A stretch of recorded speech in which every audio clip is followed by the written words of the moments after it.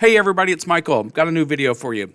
I have a new client named Veronica, and I'm just finishing up a couple of quilts that she brought to me as her first custom work. And it brings up some interesting issues that I think you might enjoy hearing about. Okay, so that's what we're going to talk about today. As always, if you enjoy this content, please like, subscribe, and get notified. And you can find out more about me and what I'm doing at michaelquilts.com. So I've never met Veronica, never spoken to her. I've texted with her.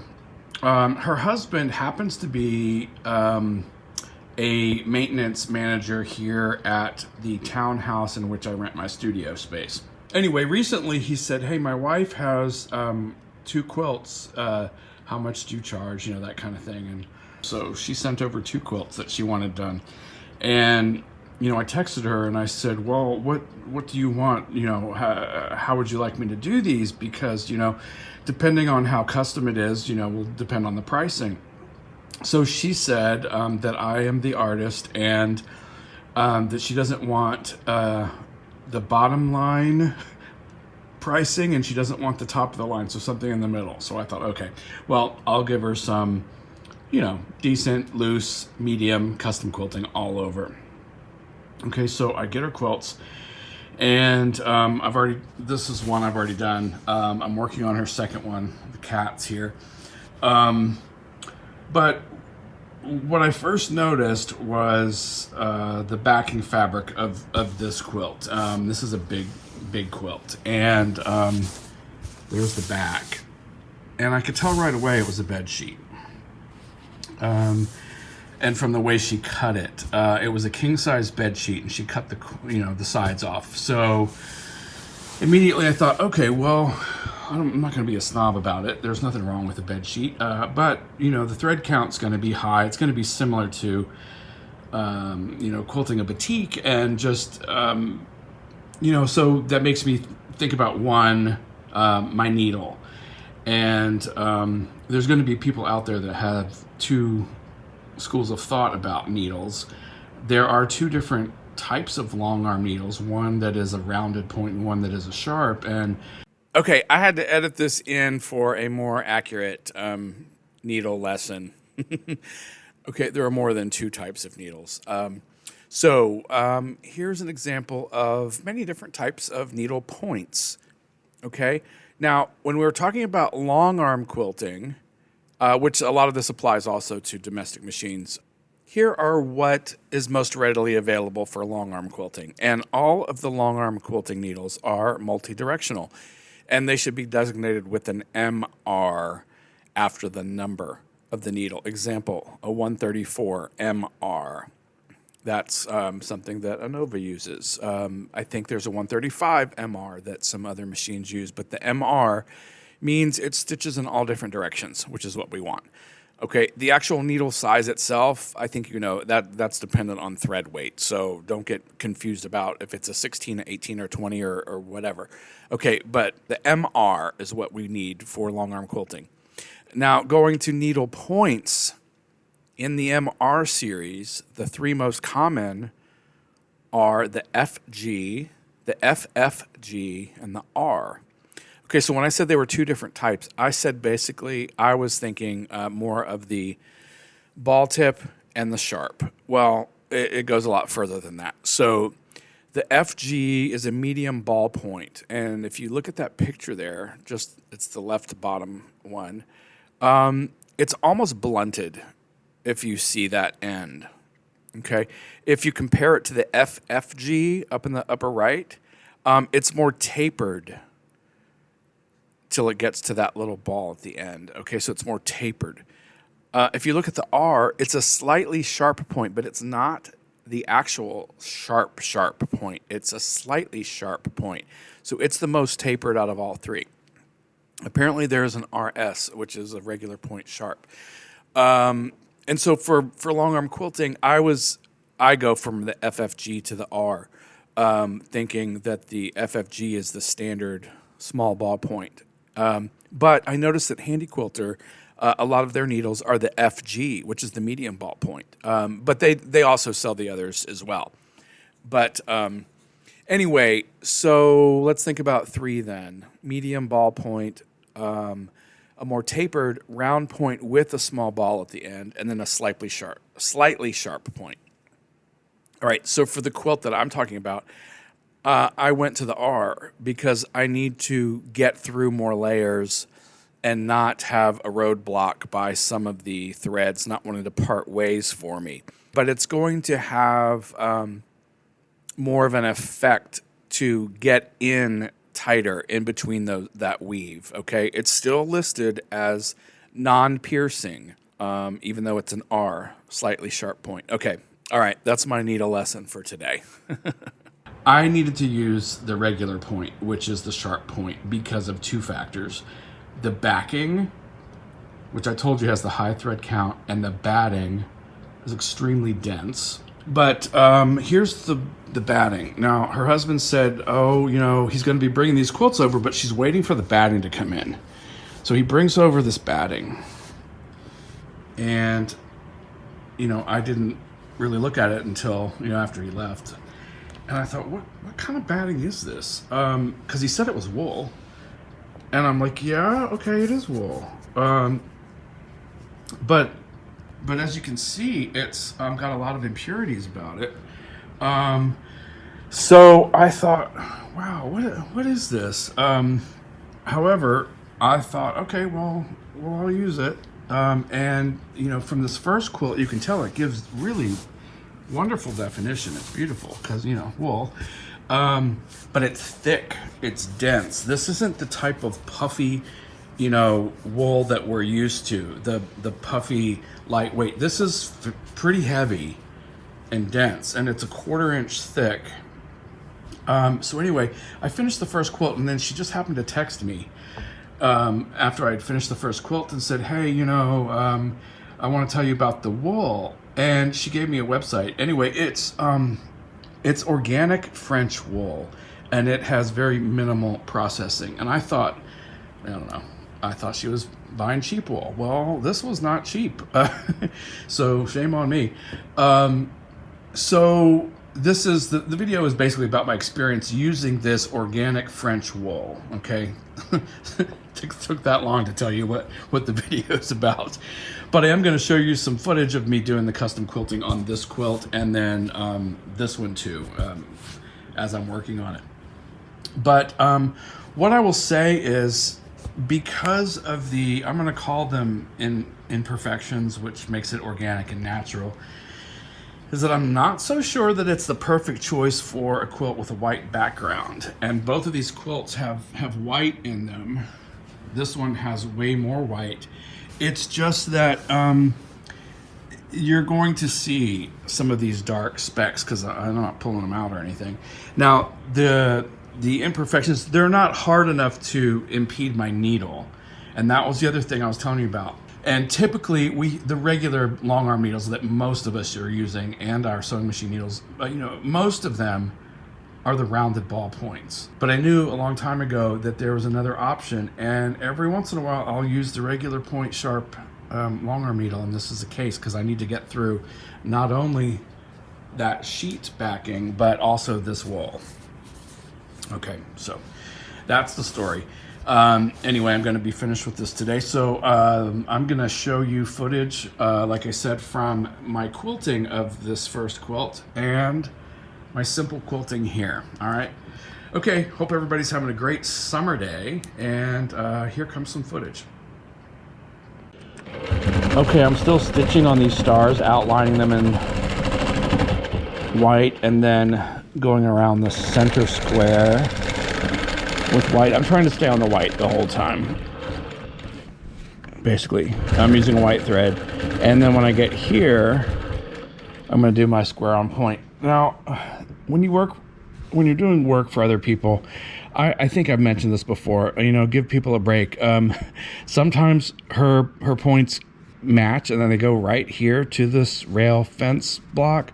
Sometimes that's a good 1/4 inch away. This one's maybe a 1/16 or an 1/8 inch away. This is another 1/4. So it's not all the same, but just do your best to make the quilting look as good as you can without highlighting their mistakes. I don't know. I just think that's important. And you know, what do you say to a client like that? Do you say anything? You know, I don't know, but I do tell the clients that piece really fantastically. I always mention, wow, your piecing is fantastic, or your pressing is fantastic. And but for those that don't, you know, that cause, you know, a little trouble here and there, I don't say anything. One more thing I want to talk about with rulers before I move on to the free motion. I taught a class last week, the regular beginner class to ruler work, and I noticed a lot of users were not stopping their machines at the end of a line. Like they would stitch and then just go away and leave their machine on. Mine is going to keep going up and down, so you would notice it. But I just wanted to mention that, you know, part of the safety of rulers, besides the ruler base and the ruler foot, etc., is to stop your machine in between stitching while you're repositioning. That's kind of a hazardous time that you could accidentally get your ruler underneath or something. Okay, don't mean to be the ruler police, but if you're new to using rulers, just remember to stop at the end of your passes so that everything stays safe. That's all. All right.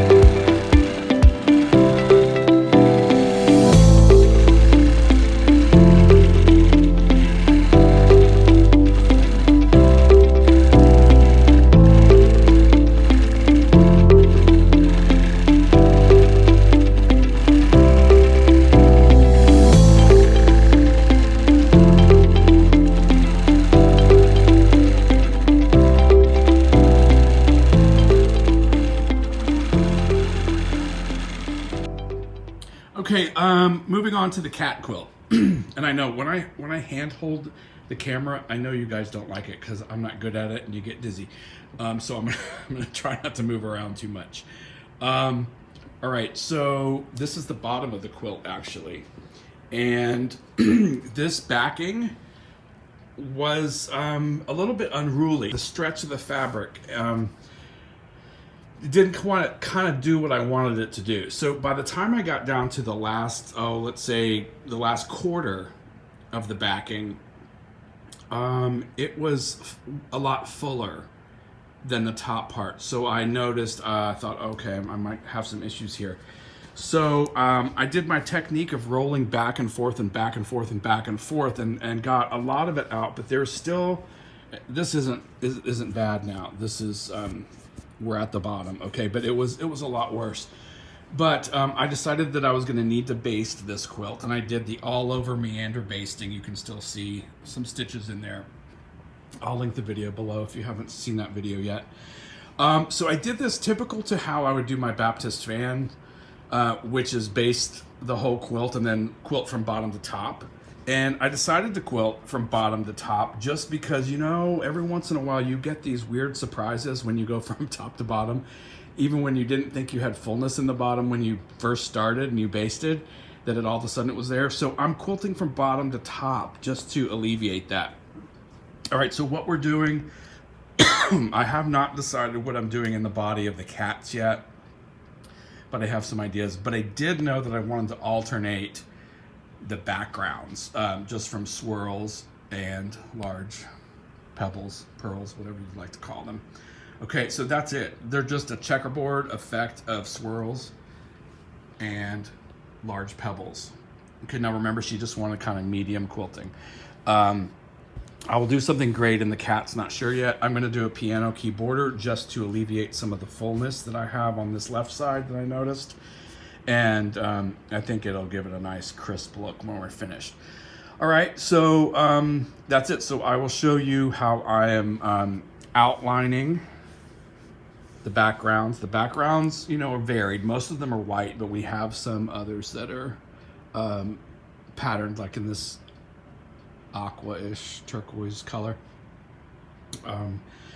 It's pretty easy. I am using one color thread throughout, and it's kind of an off-white.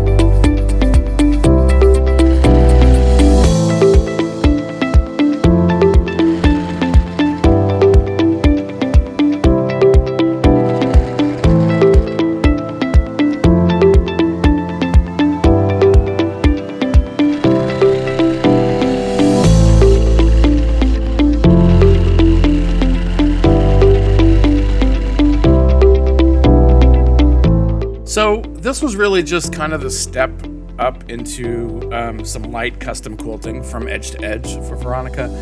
Even though there's not a ton of quilting in these cats, I love this modern kind of approach to just a suggestion of a tail and some whiskers. And since those cats, there's lots of them and they are spread out across the quilt, the quilting was still balanced enough to where the quilt was straight. And so I like the way it turned out. I got a little messed up on some of the fills, and so I ended up combining them here in this one. So in that big space, which I think is great. So it has a little uniqueness about it.